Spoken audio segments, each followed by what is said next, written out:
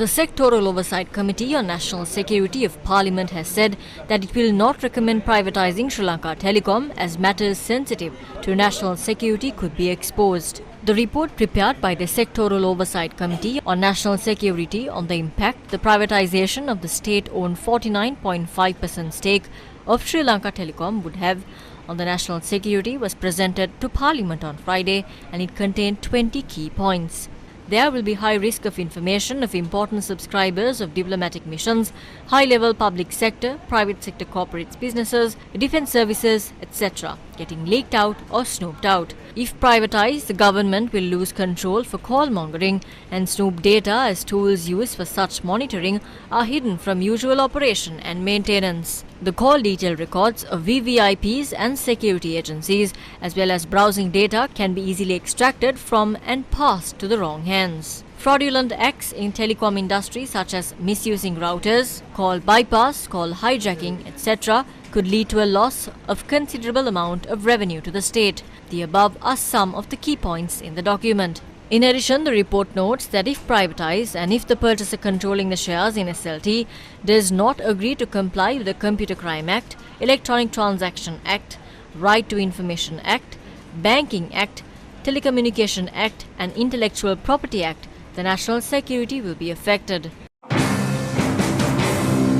The President's Media Division in a statement said that while acknowledging the factual content of the report, the government believes that it lacks a logical or scientific data analysis pertaining to the subject matter. According to the statement, to address this deficiency, it is necessary to examine the operation and regulation of information and communication technology service providers in Sri Lanka, analyse financial data related to the sector, understand Sri Lanka's national ambitions in this field, assess the available capital capacity and conduct a comprehensive study of global trends. It stated that the government has confirmed that the policy decision taken by the government will not affect national security as indicated in this report.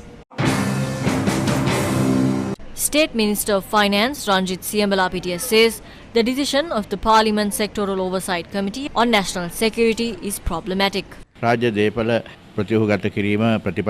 The restructuring of state enterprises is a decision that was made in principle by the government. This was even approved in the previous budget by Parliament. However, Telecom's majority shares were open to the public decades ago.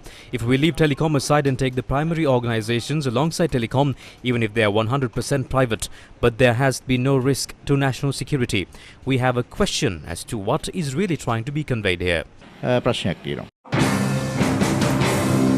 The Samagi Jana Balawegaya says, disregarding the recommendations of the Sectoral Oversight Committee on National Security is a serious mistake.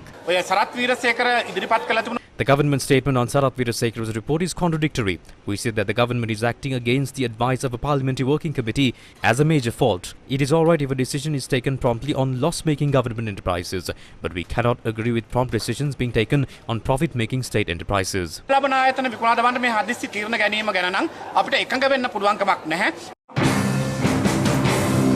United National Party parliamentarian Vajira Abeywardena says the government should not engage in business.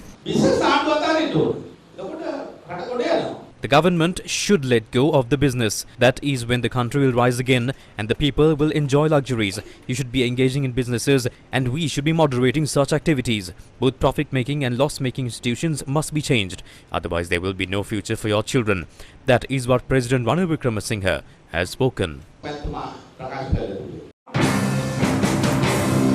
The Frontline Socialist Party expressed the following views in this regard. Now who is in this Sectoral Oversight Committee? Sarath Weerasekara and others. These are representatives of the government itself. If this is a risk to national security, what are you doing from within the government in this regard? Ranil Rajapaksa's government is protected by these ministers. This is not a genuine opposition to this. They are lying to the public. That is their intention.